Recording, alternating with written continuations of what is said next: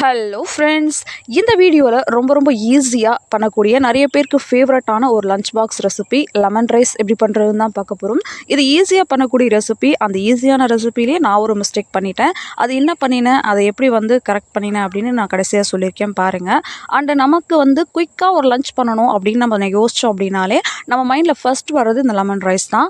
ஏன்னா வடித்த சாதம் மட்டும் இருந்தால் போதும், ரொம்ப ஈஸியாக வித்தின் 5 மினிட்ஸில் இந்த லெமன் ரைஸ் நம்ம பண்ணி முடிச்சிடலாம். இதுக்கு சைட் டிஷ்ஷும் நிறைய தேவைப்படாது. ஜஸ்ட் ஊறுகாய் இருந்தாலே போதும், சாப்பிட்டு முடிச்சிடலாம். பொட்டேட்டோ ஃப்ரை வச்சு கொடுத்தோம் அப்படின்னா அப்படி இருக்கும், அவ்வளோ டேஸ்ட்டாக இருக்கும். அப்பளம் சொல்லவே தேவையில்லை. இந்த அப்பளம், பொட்டேட்டோ ஃப்ரை, ஊறுகாய் இந்த மாதிரி சிம்பிளான ஒரு சைட் டிஷ் இருந்தாலே லஞ்ச் பாக்ஸ் ஓவர். அதாவது லெமன் ரைஸும் பொட்டேட்டோ ஃப்ரையும் அடிச்சுக்கிறதுக்கு ஒரு லஞ்சே கிடையாது அப்படின்னு சொல்லலாம். ஸோ இந்த ஈஸியான லஞ்ச் ரெசிபி லெமன் ரைஸ் எப்படி பண்ணுறதுன்னு பார்க்கலாம். வாங்க வீடியோக்குள்ளே போகலாம். இப்போ இந்த லெமன் ரைஸ் பண்ணுறதுக்கு நான் ஒரு கடாயில் 100 ml அளவுக்கு ஆயில் சேர்த்துருக்கேன். லெமன் ரைஸ் மட்டும் இல்லை, எந்த வெரைட்டி ரைஸ் பண்ணுறதா இருந்தாலும் கொஞ்சம் ஆயில் அதிகமாக சேர்த்துக்கோங்க. அப்போ தான் டேஸ்ட்டு சூப்பராக இருக்கும். இப்போ இந்த ஆயில் நல்லா சூடாகட்டும்.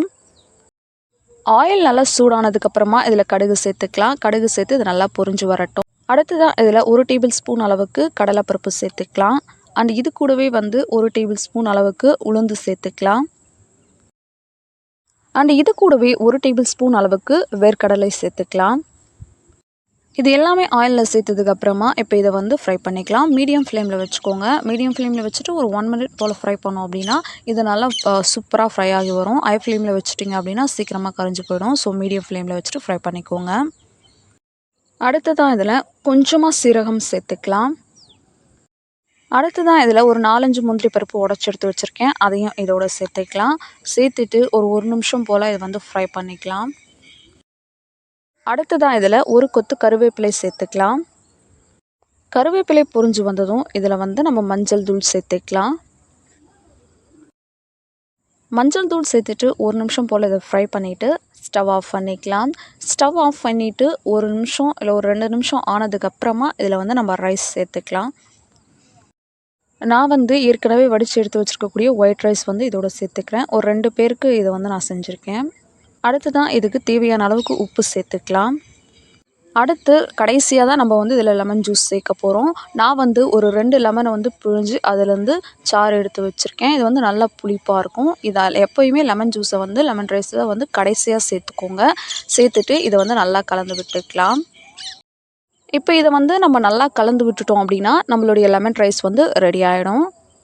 நான் ஸ்டார்டிங்லேயே ஒரு மிஸ்டேக் பண்ணிட்டேன் அப்படின்னு சொன்னேன் இல்லையா, அது என்னென்னா நீங்களே ஆல்ரெடி கண்டுபிடிச்சிருப்பீங்க. அது என்னென்னா மிளகா நான் சேர்க்கல. நம்ம லெமன் ரைஸ் பண்ணுறப்போ பச்சை மிளகா காஞ்ச மிளகா 2மே சேர்ப்போம். சம்டைம்ஸ் வெறும் காஞ்ச மிளகா மட்டும் சேர்த்து செய்வோம். நான் இன்றைக்கி எந்த மிளகாவுமே சேர்க்கல. மிளகா சேர்க்கலன்றதையே நான் மறந்துட்டேன். இது ஃபுல்லாக கலந்து விட்டதுக்கப்புறமா கடைசியாக தான் எனக்கே ஞாபகம் வந்தது. இப்போ நான் இதை கலந்து விட்டுட்டேன் பாருங்கள். கம்ப்ளீட்டாக அது கலந்து விட்டாச்சு. லெமன் ரைஸ் ரெடி ஆகிடுச்சு. என்ன பண்ணுறதுன்னு எனக்கு சடனாக ஒன்றுமே தோணலை. அதனால் நான் என்ன பண்ணிட்டேன் அப்படின்னா, கடைசியாக இதில் மிளகா அண்டு கருவேப்பிலை கொஞ்சமாக ஆயிலில் நான் மறுபடியும் ஃப்ரை பண்ணியிருக்கேன் பாருங்கள். கொஞ்சமாக ஆயில் சேர்த்தேன். அதில் மிளகாயும் கருவேப்பிலையும் போட்டு ஃப்ரை பண்ணி அதை இதோடு சேர்த்துட்டு அதுக்கப்புறம் இதை நான் கலந்து விட்டுட்டு அட்ஜஸ்ட் பண்ணிட்டேன். அதுக்கப்புறம் டேஸ்ட் சூப்பராக தான் இருந்தது. அதில் எதுவுமே இல்லை. பட் நான் அந்த மிஸ்டேக் அதை நான் மறந்துட்டேன்.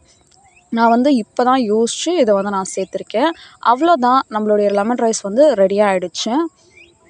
நீங்களும் இந்த மாதிரி லெமன் ரைஸ் ட்ரை பண்ணி பாருங்கள். பட் என்ன மாதிரி மிளகா சேர்க்க மறக்காதீங்க. நீங்கள் தாளிக்கிறப்போ கடுகு பொரிஞ்சு வந்துருச்சு இல்லையா, அந்த டைம்லேயே நீங்கள் மிளகா சேர்த்துக்கலாம். அப்படி இல்லை கருவேப்பிலை சேர்த்ததுக்கப்புறமா கூட மிளகா சேர்த்துக்கலாம்.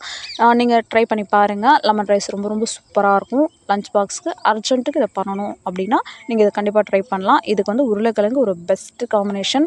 ட்ரை பண்ணி பாருங்கள், உங்களுக்கு ரொம்ப பிடிக்கும். ட்ரை பண்ணி பார்த்துட்டு ஃபீட்பேக் சொல்லுங்கள். அண்ட் மறக்காமல் சேனலுக்கு சப்ஸ்கிரைப் பண்ணிக்கோங்க. அண்ட் வீடியோக்கு லைக் பண்ணிவிட்டு ஷேர் பண்ணிவிடுங்க. நெக்ஸ்ட் ஒரு வீடியோவில் பார்க்கலாம்.